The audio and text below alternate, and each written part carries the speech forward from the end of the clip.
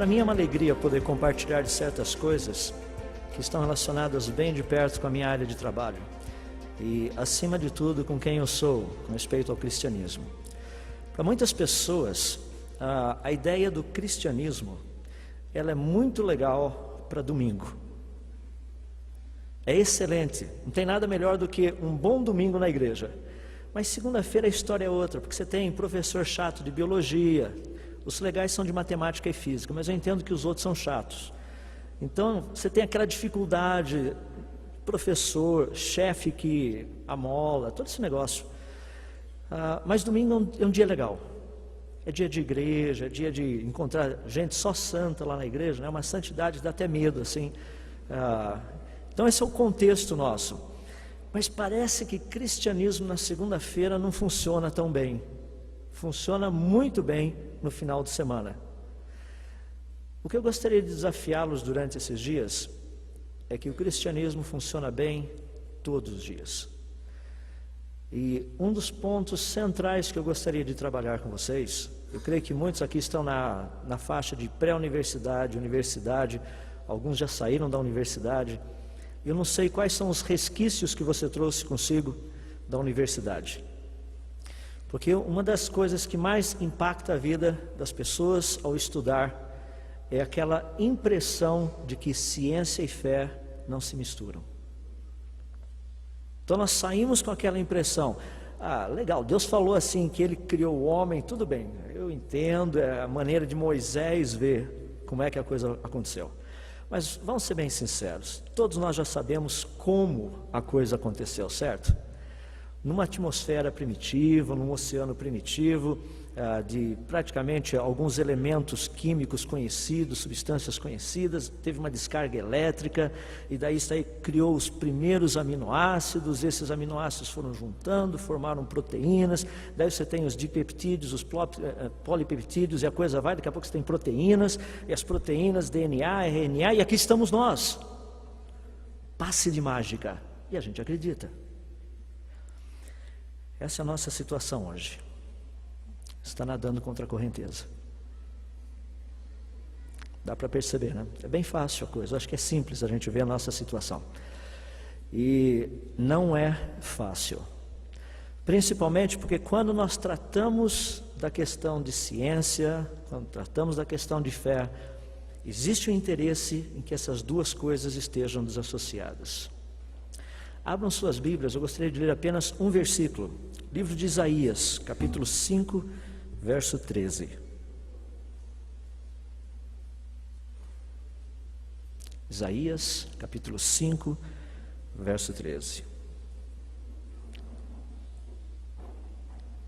Diz o seguinte: portanto, o meu povo vai para o exílio por falta de conhecimento.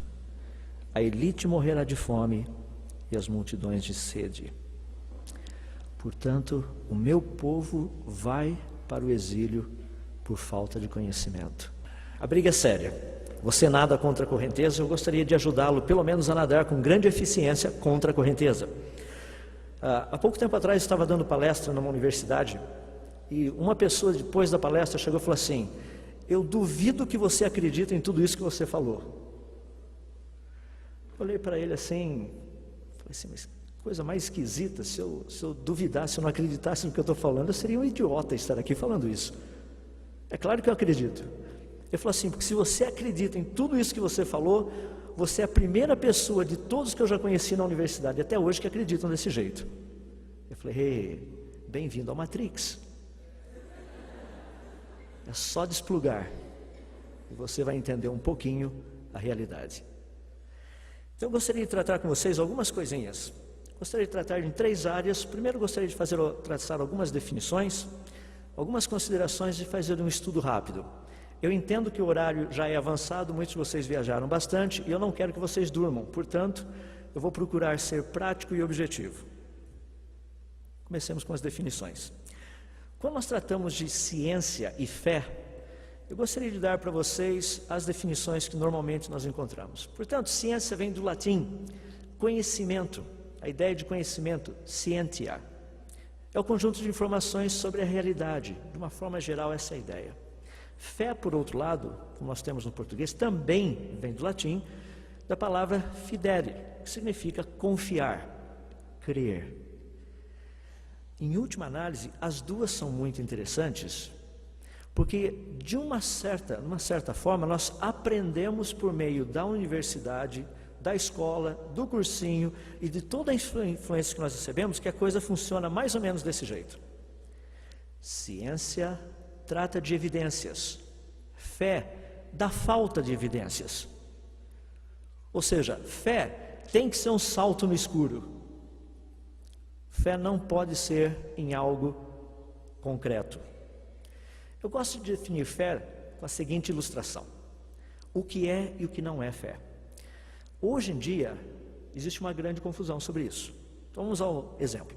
Imagina que você esteja num avião. Você detesta voar. Sabe aquelas pessoas que têm medo de avião? Você entra no avião tremendo, você senta, está tremendo, dali 10 minutos você olha para a pessoa, está na janelinha, né? Olha para a pessoa e fala: nossa, o povo lá embaixo parece formiga. O cara fala: são formigas, nós não levantamos voo ainda, para de tremer. Por quê? Você está tão nervoso. O avião levanta, lá em cima, tudo sossegado, de repente o avião começa a dar umas chacoalhadas, chacoalha um pouco mais, você fala: Senhor, eu sabia que não era para eu estar aqui. Eu sou igual o Jonas, eu fui desobediente, prepara um corvo para me segurar. E sabe, aquela preocupação. E de repente o piloto chega para você e diz o seguinte: olha, o avião vai cair, nós não temos como sustentá-lo. Daí você fala: sabia disso.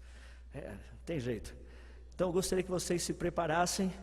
Você, antes de mais nada, você sai correndo, abre a porta do avião, pula, fala: Senhor, eu sei que o Senhor vai me segurar, eu sei que o Senhor vai me segurar. O Senhor disse que seus anjos vão me segurar, e daqui a pouco você vem e vai segurar, e pum, bate e morre. Porque isso daí não é fé, isso é loucura. Fé é você estar dentro do avião, Deus chega para você com paraquedas, está morrendo de medo, Deus pega aquele paraquedas e fala: pode pular, porque ele vai abrir, eu dobrei. Baseado na palavra dele, no paraquedas que ele te deu, você pula. Isso é fé. Fé nunca foi falta de evidências. O próprio Deus é a evidência da nossa fé. Nós cremos nele, nós não temos fé na fé. Então essa é uma questão que eu gostaria de deixar bem claro para vocês. Tem muita gente que tem fé na fé.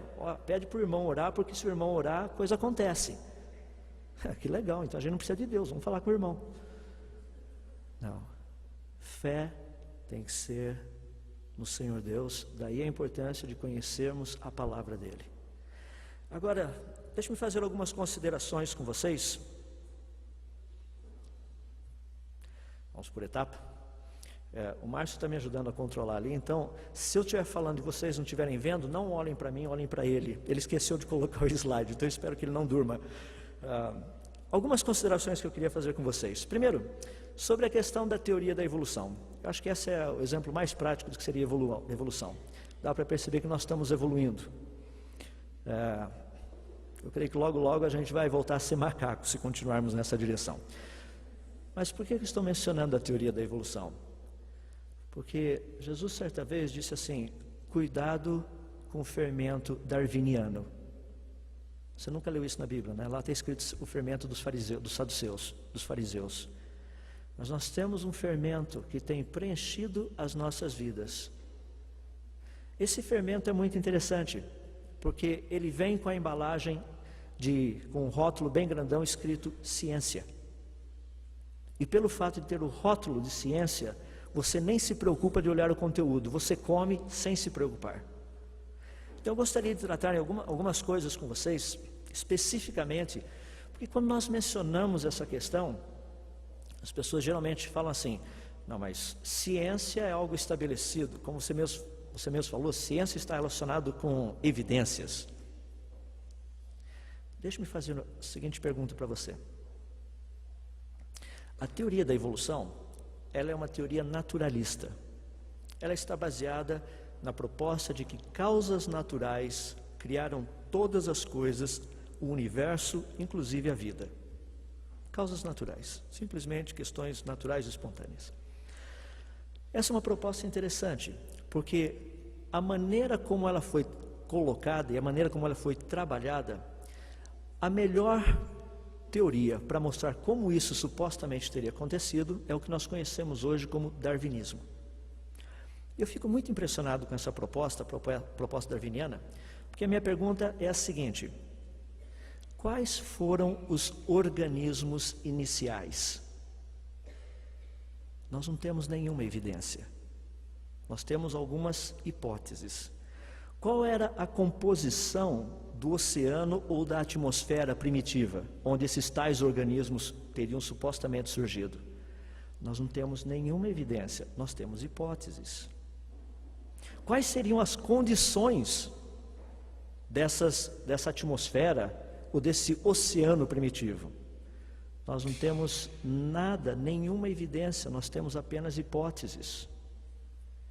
Quais seriam os mecanismos que teriam feito com que essa evolução supostamente teria acontecido?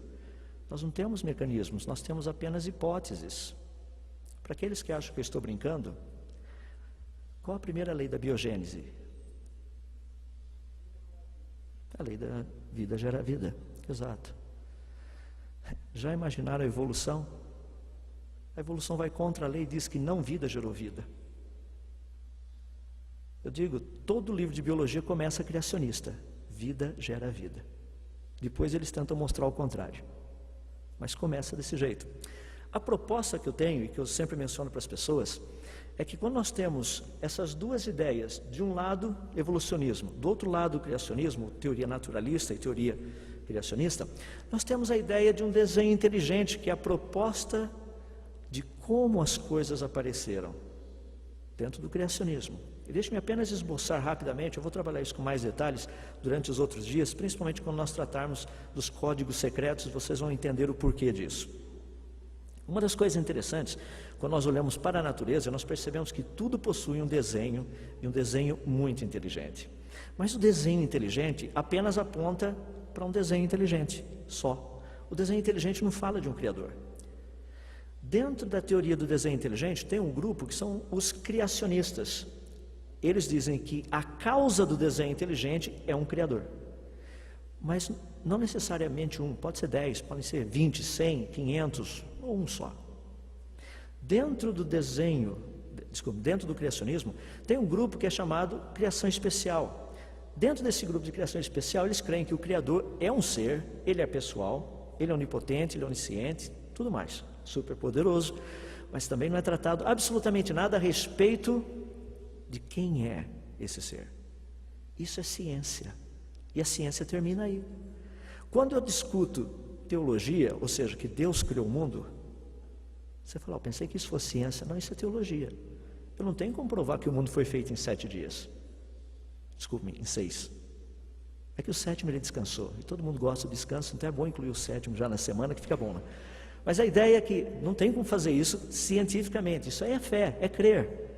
Quem é o Criador? Isso não é problema da ciência. O problema da ciência é provar que existe um Criador. Quem é o Criador é outra história.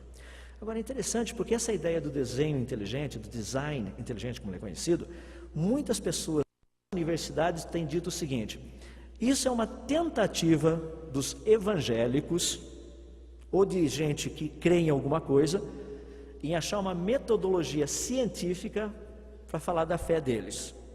Ou seja, já que eles não conseguem brigar com o darwinismo, vamos produzir alguma coisa que dê para bater meio de perto. Para informação disso, eu recebi isso numa universidade, um professor, depois, assim, na aula de perguntas, falou assim: mas essa ideia do desenho inteligente é simplesmente uma contraproposta à teoria da evolução. Eu falei, o senhor está redondamente enganado.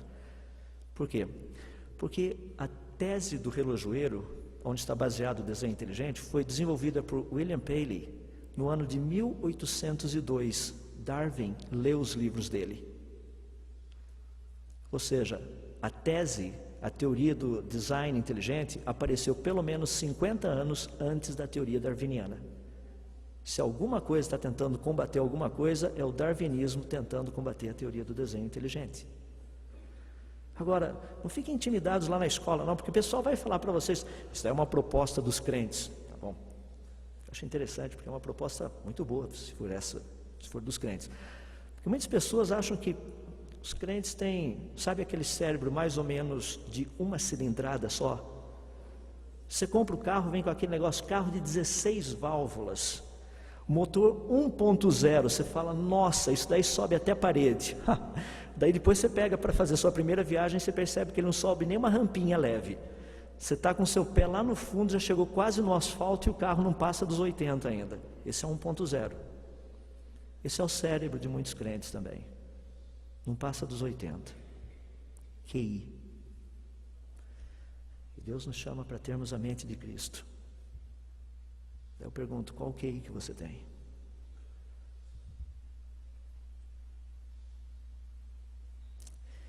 Estudar faz bem. Sempre fez bem. Isso nos ajuda a conhecermos um pouquinho melhor o Criador. E para aqueles que gostam de pensar um pouquinho, deixa eu dar algumas ideias para vocês aí. Apenas algumas considerações, só para levantar. Muitas pessoas falam, não, mas o criacionismo é coisa religiosa. Não, não é.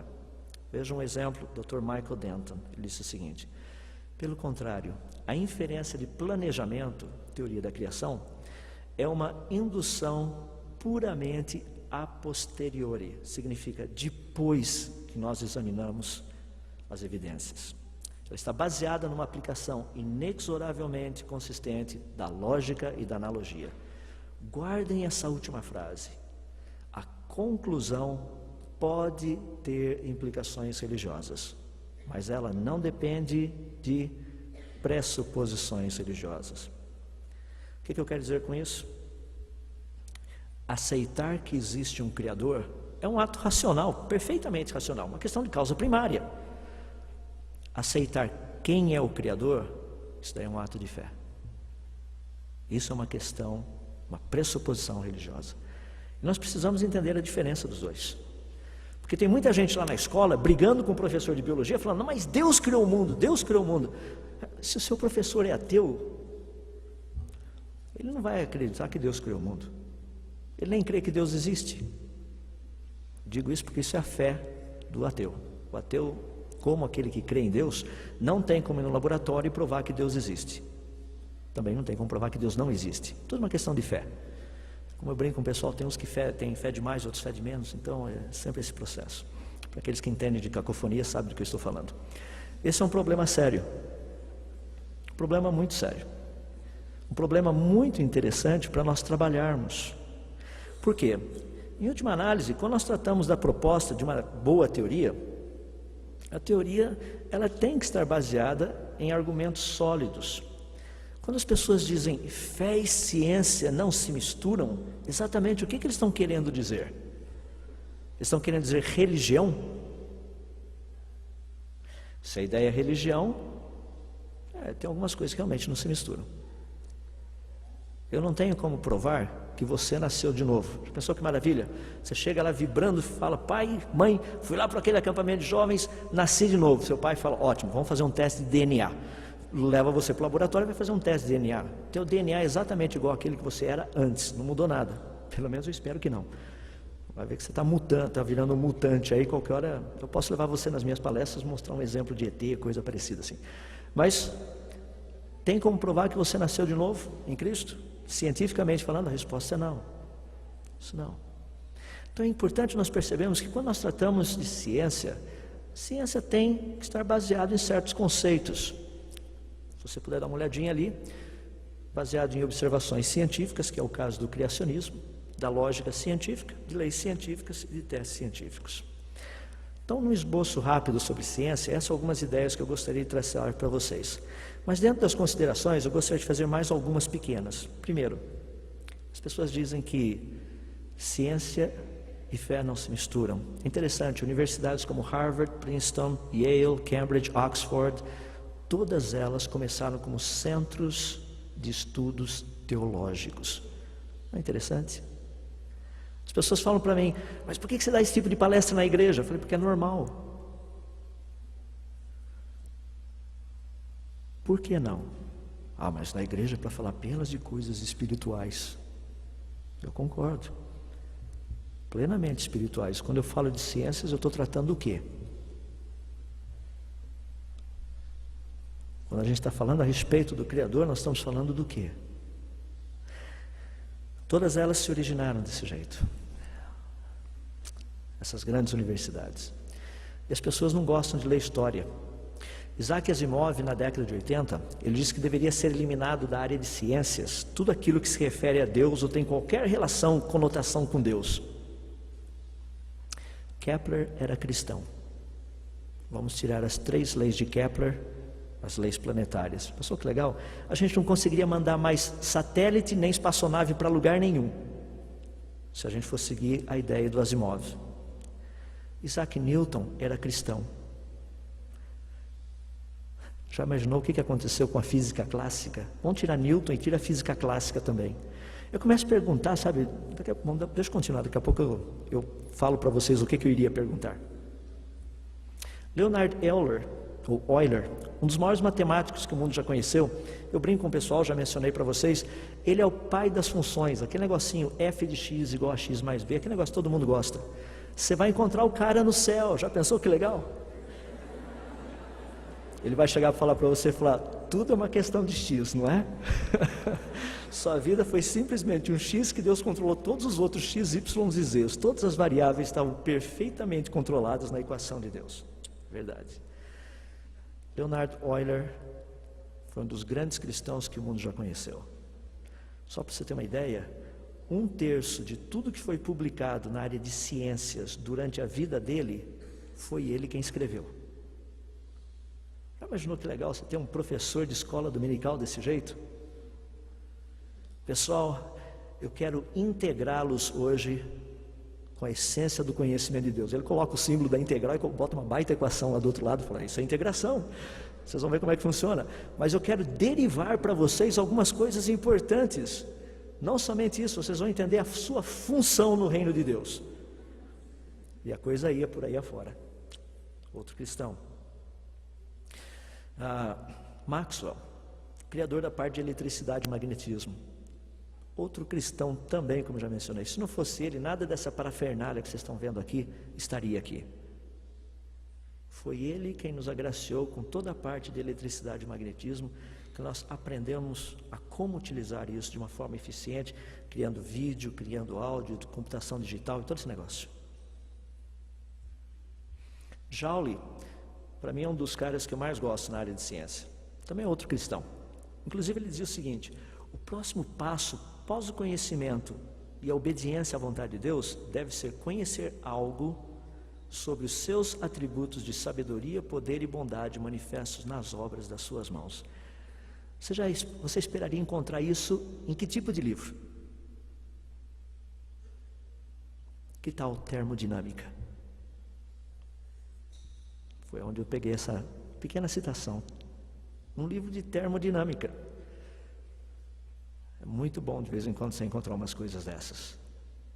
E o pessoal diz que fé e ciência não se misturam, hein? Uau! Está na hora de ler alguma coisa. Wernher von Braun, pai dos foguetes, dizia o seguinte: ao contemplar os vastos mistérios do universo, temos apenas a confirmação da nossa fé na certeza do Criador. Acho difícil compreender um cientista que não reconhece a presença de uma racionalidade superior por trás da existência do universo, tanto quanto seria difícil compreender um teólogo que negasse os fatos da ciência. Fé e ciência andam juntos ou não? A resposta é sim, não tenho dúvida. Portanto, rapidamente algumas pinceladas para vocês dentro da ideia do estudo. Não vou demorar, mas eu gostaria de citar apenas alguns erros graves que temos passado por eles. E daí eu termino dando alguns exemplos positivos. Primeiro, um grande erro que nós temos, que ciência é a interpretação da natureza e que teologia é a interpretação da Bíblia. Teologia interpreta os dois, tanto a natureza quanto a Bíblia. Uma boa teologia te faz chegar a conclusões corretas. Alguns olham para o sol e ficam impressionados, porque é o grande Criador, é Ele que dá vida a todas as coisas. Não, Ele não é o que dá vida. O que o criou é o que dá vida. Uma teologia errada te leva a conclusões erradas. Eu fico assim impressionado porque as pessoas têm uma dificuldade muito grande, porque principalmente quando chega nisso você fala, bom, mas se ciência, teologia, todo esse negócio está assim, junto, como é que funciona? Deixa-me dar uma proposta para vocês pensarem. E a proposta é essa. A ciência devidamente estabelecida e a Bíblia corretamente interpretada nunca entrarão em contradição. Eu fico impressionado porque tem gente que tem o maior medão de Bíblia quando vai para a escola, sabe? Chega lá assim, aquele medo. Se falar alguma coisa de Bíblia, então pronto, aí vai ser crucificado na escola. Eu vou dar um exemplo para vocês que eu vou mencionar. Alguns já me ouviram falar a respeito disso, mas pode procurar. Aqueles que estudam matemática, você conhece o número π, 3,1415,926, a coisa vai embora. Você sabia que o número π na Bíblia está correto? E a Bíblia trata do número π? Uma vez um amigo meu, nós estávamos conversando a respeito de Bíblia e tudo mais, né? Porque eu gosto de conversar, um rapaz lá da universidade, durante os anos que eu estava fazendo mestrado, ele chegou e falou assim, aí vem o meu Bíblia ambulante predileto. É assim que ele me tratava. Vamos ver o que vai acontecer dessa vez. Lá ele falou assim, e aí? O que Deus te mandou, o que você aprendeu esse final de semana? Assim, tem muita coisa legal, uma delas é que você está indo para o inferno. Ele falou assim, é sempre exagerado. Eu falei, a gente só não sabe a entropia do inferno, mas que você está indo diretamente para lá, você está. E não somente a entropia é muito interessante, como a gente não sabe se ele é isotérmico ou não. Vai ver que tem áreas que são mais quentes do que outras. Precisa saber até onde você vai cair lá dentro. Eu falei, sempre exagerando. Eu falei, não, você perguntou o que eu aprendi esse final de semana, eu estou te contando. Ele olhou assim e falou assim, você acredita muito na Bíblia, sabe que esse é o teu problema. Não tem nenhum problema com isso. Você acredita muito pouco na Bíblia, não acredita nada na Bíblia. Esse é o teu problema. Assim, não, mas Bíblia é livro antigo. Eu falei, é antigo, mas fala do teu problema atual. Agora, se a Bíblia é livro antigo e fala do teu problema atual, meu amigo, te chamar de Neandertal é um elogio ainda. Ele falou assim, você acredita muito na Bíblia. Eu falei, você tem toda a razão. Eu acredito demais nela. O suficiente para basear minha vida inteirinha nela. Agora, me diz no que você acredita. Sua vida também está baseada em alguma coisa. É só explicar em que você está baseando a sua vida. É interessante porque de repente ele olhou para mim, sabe quando tem aquele ponto de interrogação bem no meio assim, falou, nunca pensei a respeito disso. Todos nós baseamos nossas vidas em alguma coisa. Eu gostaria de desafiá-lo a basear a sua vida nas Escrituras. Deixa eu me dar algumas razões para isso, porque eu creio na Bíblia. Tem uma dos itens que nós temos na camiseta aí, é sola Escritura, as Escrituras somente. Eu creio que a Bíblia, creio na autoridade da Bíblia, ou seja, que ela tem sempre a última palavra em todos os assuntos. Há alguns anos atrás eu estava fazendo pesquisa no Laboratório Nacional de Oak Ridge, no ano de 1994, 93, 94, saiu uma notícia muito interessante. Fizeram um mapeamento tridimensional no universo conhecido, descobrindo que tem uma grande muralha de galáxias no nosso norte sideral. Embaixo dessa muralha de galáxias lá em cima tem um buraco muito grande que não era para ter buraco, de acordo com a teoria do Big Bang, não era para ter buraco nenhum. E aquele negócio todo, e de repente uma coisa fascinante, plink, sabe quando acende a luzinha vermelha assim lá no seu cérebro, fica piscando, piscando? Lá no livro de Jó, capítulo 26, verso 7, diz que Deus faz a terra pairar sobre o nada e Ele estende o norte sobre o vazio. Eu tinha um amigo da Índia, cara assim, muito religioso. Cheguei para ele, foi lá, mostrei para ele, falei, rapaz, você viu só? Dá uma olhadinha. Abri lá no livro de Jó, mostrei para ele. Ele olhou para aquele texto, viu a notícia, olhou para o texto, viu a notícia. O cara levantou e foi embora. Eu falei, nossa, o que aconteceu com ele? No outro dia ele voltou, ele não apareceu, isso daí foi umas 10 horas da manhã. No outro dia, pela manhã ele voltou e falou assim, nunca mais fala nada disso para mim, eu não quero saber. Pessoal, a religião dele literalmente foi para o espaço. As pessoas olham para isso e falam, poxa, que legal, a Bíblia foi comprovada. Pelo contrário, meus irmãos, a Bíblia provou o quão ignorante a ciência era. A Bíblia falou isso 4.000 anos antes da ciência ter descoberto. A Bíblia estava perfeitamente correta. E tem gente que não acredita no livro. Eu falo, não é possível. Deve ter problema de neurônio que não está funcionando direito, alguma coisa assim, porque as evidências são muitas. Mas eu também creio na suficiência da Bíblia, ou seja, ela não necessita de suporte externo nenhum para suas proposições. E essa é uma área assim, interessante, porque se a Bíblia está correta, aqueles que creem nela estão bem de vida. Se a Bíblia estiver errada, aqueles que creem nela também estão bem de vida. Porque é bom seguir os conselhos que a Bíblia nos dá, isso faz bem para a gente. Não tem nada ruim ali. Ela te ensina como tratar com dinheiro, como tratar com os amigos, como arrumar uma boa namorada, também tem isso na Bíblia. Como conseguir todas essas coisas legais, do jeito certo, sem se arrepender. É só seguir os conselhos. Ou seja, se a Bíblia no mínimo tivesse errada, ainda você sairia bem. Mas a questão é que a Bíblia é inerrante, e eu creio na inerrância da Bíblia. Ela está perfeitamente correta em todas as suas afirmações. Você já imaginou gente no finalzinho do século XIX, abrir lá no livro de Hebreus, capítulo 11, verso 3, está escrito o seguinte: pela fé entendemos que foi o universo formado pela palavra de Deus, de forma que o visível veio a existir das coisas que não existem, ou das coisas que não se veem. Você fala, que cara doido esse, a Bíblia é totalmente errada, não é que as coisas visíveis existia, ser feito daquilo que não se vê. Parece até física quântica que eu estudo hoje, né? É porque a física quântica diz que as pequenas partículas, quando se trata dos quarks, dos mesons, dos pimesons, toda essa companhia de partículas aí, elas não são visíveis. Elas são tão pequenas que não dá para interagir com a luz e ver. Ou seja, o universo visível é feito do invisível. Grande surpresa. Está na Bíblia há mais de 2.000 anos. E as pessoas acham que o livro não é bom.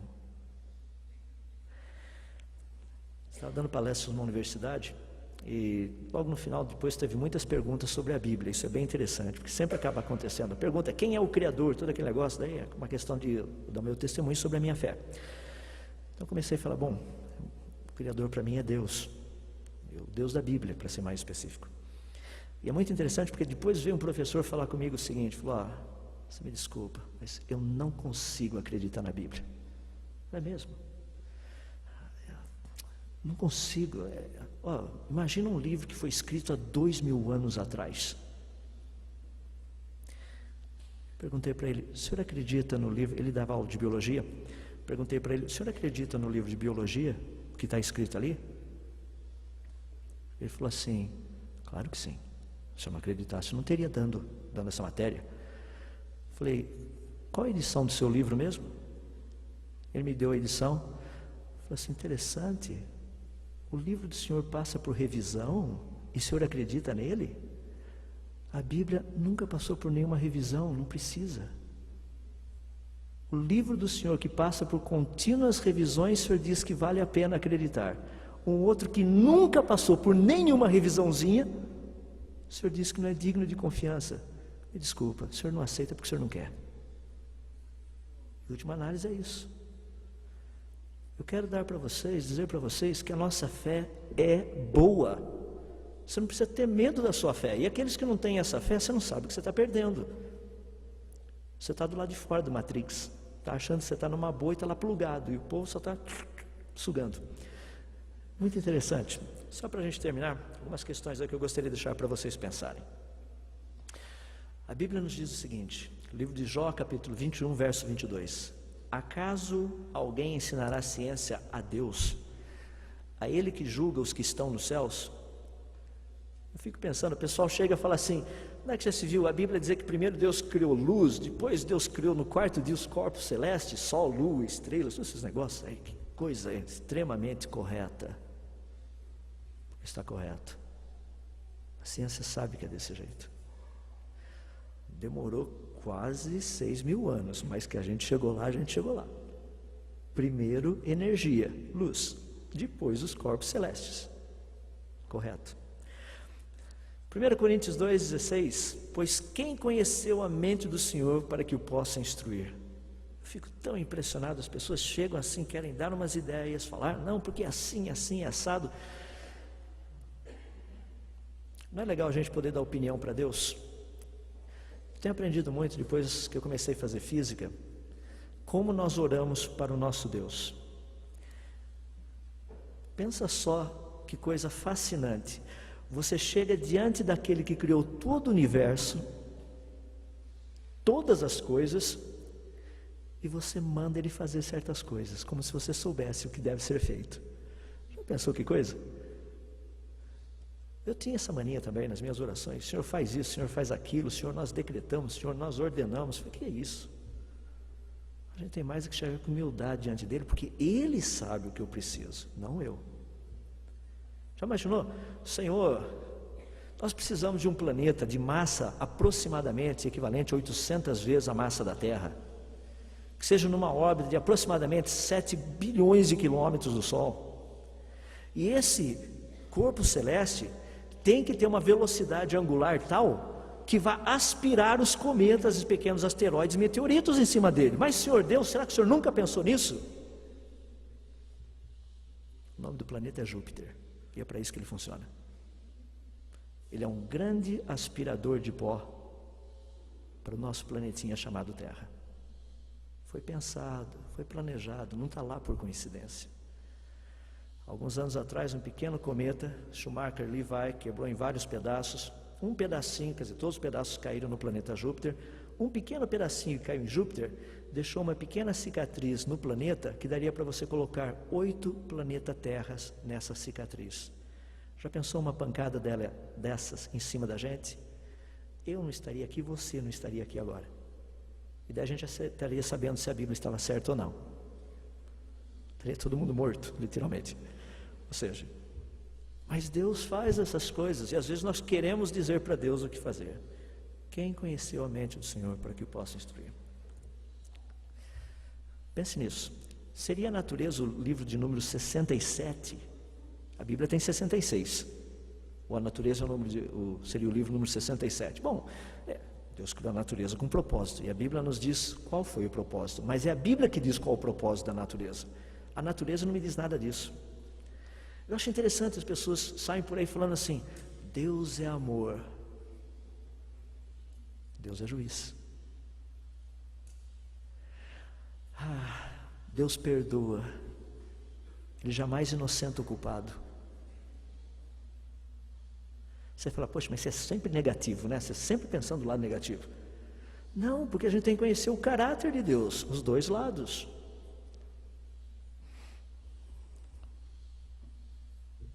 A natureza não é uma revelação proposicional. Pela natureza, a gente só vai conhecer, só ficaríamos sabendo da grandeza de Deus, da sua divindade, do seu poder imenso. Apenas isso. Por outro lado, a pergunta que eu deixo para vocês é, fato e interpretação. O que é uma verdade científica? Porque hoje em dia nós somos literalmente lavados por uma enxurrada de pensamento que diz que o homem evoluiu. Eu fico impressionado com isso, e nesses dias nós vamos tratar um pouquinho disso dentro das outras palestras. A questão do homem ter evoluído. Você sabia que já faz mais de 25 anos que não se acredita que o homem veio do macaco? Se bem que ainda tem alguns cursinhos, infelizmente, que ensinam isso. Mas na ciência a gente não acredita mais nisso. Estou dizendo assim, de um modo geral. Independente de ser criacionista ou evolucionista. Mas ainda tem escola, aí tem professor falando, sabe que nós viemos do macaco. Pensou que legal você olhar para trás e falar assim, puxa, que origem fantástica da minha família. Imagina só, o meu avô nada mais era do que um macaco. Daí você vai ver certas similaridades. Mas daí vem, depois você pensa a respeito. Sabe o que eu acho interessante? Verdade científica é simplesmente aquilo que pode ser considerado como verdade num determinado período da história. Há cerca de 200, 250 anos atrás, achava-se que tirando o sangue das pessoas, você iria melhorar a condição de vida delas. Lógico, você matava o indivíduo. Hoje você não tira sangue, você põe sangue no coitado da pessoa.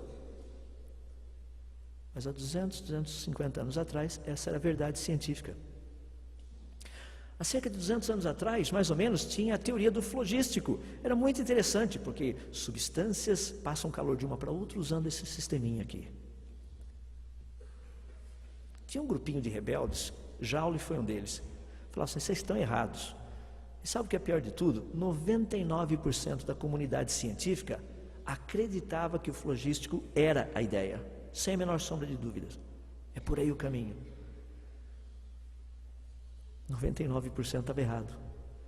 Porque hoje o que a gente tem é teoria da termodinâmica. É o que a gente conhece. Então, só para você ter uma ideia, verdade científica é um problema sério. Para aqueles que acham que a ciência está livre de preconceitos, veja só que interessante uma citação que eu peguei de um dos correspondentes da Nature.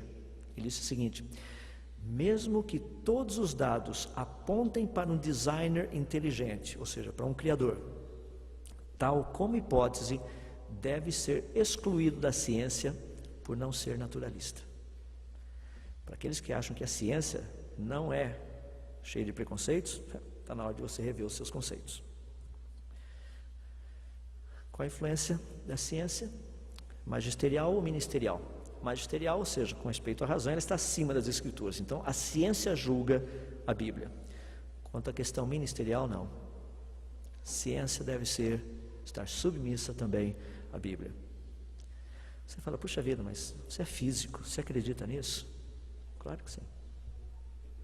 Agora, eu quero que vocês entendam, eu não vou no laboratório para fazer pesquisa para ver se a Bíblia está correta. Tá? Eu não chego lá e falo, bom, vamos ver Gênesis capítulo 1. Hoje eu preciso bolar uma experiência científica para provar Gênesis. Daí quando você chega em Gênesis capítulo 6, fala, bom, agora eu tenho que provar o dilúvio. Daí você volta para Gênesis capítulo 2 e fala, bom, a coisa aqui está séria, né? Como é que fica ali? Gênesis 2, não, desculpa, Gênesis 5. Com quem será que casou Caim? É um problema sério, é um problema de genética esse. Não é por aí o caminho. Eu não vou no laboratório para provar se a Bíblia está certa ou errada, não é isso. Mas eu quero que vocês entendam que é simples a gente avaliar a ciência, se ela é boa ou não, olhando para as Escrituras. A Bíblia diz que ela é a verdade. Se ela é a verdade, ela não pode falar mentira. E eu desafio vocês, se a Bíblia não estiver falando a verdade, pessoal, vocês estão gastando tempo aqui, vai embora, vai fazer outra coisa. Mas a Bíblia é a verdade. Ela é a verdade. Alguns exemplos? Gênesis capítulo 1 diz que seres vivos foram criados completos. A paleontologia mostra só formas de vida completas. A Bíblia diz que seres vivos foram criados em grande variedade. Olha o registro fóssil, o que a gente tem? A Bíblia diz que seres vivos foram criados com uma idade aparente, nunca evoluíram. Olha no registro fóssil a explosão do Cambriano para você ver o que se me diz a respeito daquilo. A Bíblia diz que os seres vivos foram se espalharam por toda a Terra. Olha a paleontologia, a gente encontra fóssil em toda a área desse planeta, em qualquer canto desse planeta. A Bíblia nos diz que toda a raça humana veio de um único casal. Estudo do DNA mitocondrial mostra que todos os seres humanos vieram de uma única e mesma mulher. Grande surpresa, né? E ainda me gastaram 5 milhões de dólares para fazer um estudo desse. Eu brinco com o pessoal, mas eu disse que por 100 mil dólares eu daria o nome da pessoa. Infelizmente eles não aceitaram. Continuo tentando, não parei por aí não. Você pega Gênesis capítulos 2 a 6, fala da grande inteligência do homem. Um homem muito sábio, muito inteligente. Olha a arqueologia. Eu brinco um pouquinho, mas agora eu tenho que parar, fazer um pedacinho para vocês aí. Tem muita gente que se acha o dono da batata doce por aqui, né? Ou seja, o dono da marmelada, ou sei lá, de qual área do Brasil, dependendo da área que você vem, é o dono de alguma coisa aí. Mas, ou seja, você está por dentro, é o tchan, porque agora a gente tem essa tecnologia, afinal de contas, nós somos o bambambam da vida. E você vai para a sua aulinha medíocre de matemática, e o pessoal que faz computação também entende bem o dilema.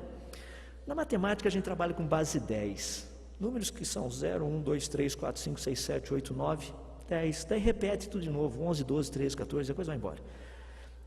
Na parte de computação, pelo fato de nós sermos tão limitados, a gente só consegue fazer chavinha liga-desliga, ou seja, sim e não, ou 0 e 1. Ou seja, na parte de computação só tem 0 e 1. Então o computador só entende 0 e 1. Toda essa parafernália que vocês estão vendo aqui só sabe fazer 0 e 1. Então como é que você escreve 2 em linguagem binária? Bom, para escrever 0 é 0, 0. Para escrever 1, 0, 1. Para escrever 2, 1, 0. Para escrever 3, 1, 1. Para escrever 4, 1, 0, 0. Para escrever 5, 1, 0, 1. Para escrever 6, 1, 1, 0. Para escrever 7, 1, 1, 1. Para escrever 8, 1, 0, 0, 0. Para escrever 9, 1, 0, 0, 1. E a coisa vai. Daí você tenta decifrar o resto. Mas para simplificar um pouco a coisa, os caras fizeram o quê? Linguagem ou um sistema hexadecimal, base 16. Ou seja, 0, 1, 2, 3, 4, 5, 6, 7, 8, 9, A, B, C, D, E, F. 1, 0, 1, 1, 1, 2, 1, 3, 1, 4, 1, 5, 1, 6, 1, 7, 1, 8, 1, 9, 1 A, 1 B, 1 C, 1 D, 1 E, 1 F, 2, 0. O 2, 0 em hexadecimal significa 32 na base decimal. Você fala aí, ralou? A molecadinha do pré da Babilônia usava a base 60. Legal, né? E você pensa que você está por cima da carne seca. Tá bom. Vai aprender base 60 com a molecadinha da Babilônia. Pensou pegando a mochilinha? Não esquece da sua tabuadinha base 60 hoje, hein? Legal. A Bíblia já falava de uma grande capacidade do ser humano. Nós estamos aprendendo um pouquinho. A Bíblia fala da grande capacidade de realizações dos seres humanos, a arqueologia fala disso. A Bíblia fala da grande capacidade de invenções, a arqueologia nos mostra isso. A Bíblia fala da grande capacidade de agropecuária, a arqueologia nos mostra isso. A Bíblia fala de um dilúvio, a paleontologia confirma. Destruição, toda a raça humana, animais e plantas. A Bíblia fala de uma inundação global, a geologia confirma isso. A Bíblia fala de uma alteração climática, ciência atmosférica, paleontologia, geologia confirmam o fato. A Bíblia fala da separação das línguas na Torre de Babel. Linguística geográfica mostra que todas as línguas vieram ou se originaram ali na região do Oriente Médio. A Bíblia fala do aparecimento de uma grande cultura pós-diluviana na Mesopotâmia. E os estudos arqueológicos mostram o quê? Que a Mesopotâmia é o berço da civilização. A Bíblia fala da origem dos povos judeus e árabe. Já pensou que maravilha? Ciência, descobriram isso. Que os judeus e árabes têm um ancestral comum. Gastaram $1 milhão para isso. Eu disse que por $100 mil eu daria o nome do pai e das duas mães ainda. Também os caras não aceitaram. Mas de qualquer forma, a Bíblia fala de uma grande e poderosa civilização egípcia. A arqueologia confirma. A Bíblia fala dessa lista de povos. Mas tinha um deles que deixava todo mundo meio preocupado, os hititas. No final do século XIX, somente a Bíblia falava dos hititas. Até o final do século XIX, o pessoal falava, o livro está errado. Até que um arqueólogo resolveu encarar a briga e foi atrás. Adivinha o que ele descobriu? Os heteus, do jeitão que a Bíblia falava. E a Bíblia era o único livro que mencionava desse povo. Algumas leis científicas, lei da biogênese, vida gera vida, Gênesis trata disso. Lei de Mendel, combinação genética limitada, cada um segundo a sua espécie. Segunda lei da termodinâmica, tudo vai do organizado para o desorganizado, Gênesis trata disso. Deus falou assim, daqui para frente vocês vão ver como é que vai funcionar. Lei da conservação, na natureza nada se perde, nada se cria, tudo se transforma. Eclesiastes capítulo 3, verso 14. Tudo quanto Deus fez durará eternamente. Nada pode ser acrescentado, nada pode ser tirado. Algumas grandes descobertas científicas, movimentação das correntes atmosféricas, ciência atmosférica, Eclesiastes 1,6 já falava disso. Ciclo hidrológico, grande descoberta científica que até o meio do século passado ainda se questionava. Eclesiastes 1,7 já falava disso. Algumas outras descobertas científicas, luz apareceu antes dos corpos celestes, novidade. Que a Terra é redonda, também, grande novidade. Que a Terra gravita, grande novidade. Distribuição não uniforme de galáxias no universo, grande novidade. Os átomos e partículas subatômicas, grande novidade. A Bíblia já falava de tudo isso. A Bíblia trata de todas as áreas de ciência. É só procurar, você vai encontrar. O Deus que fez todas as coisas é o mesmo que escreveu esse livro. Estude ciência, estude a Bíblia, para você ver se a mente não é a mesma. Certeza. Não tem como escapar. Por isso que eu disse para vocês no começo, termino dizendo mais uma vez: ciência devidamente estabelecida, Bíblia corretamente interpretada, nunca entrarão em contradição. Ciência e fé se misturam sem a menor sombra de dúvidas. Sempre se misturaram, sempre andarão juntos. A diferença entre uma boa ciência e uma ciência ruim é apenas uma: a fé do pesquisador. Não tenho dúvida disso.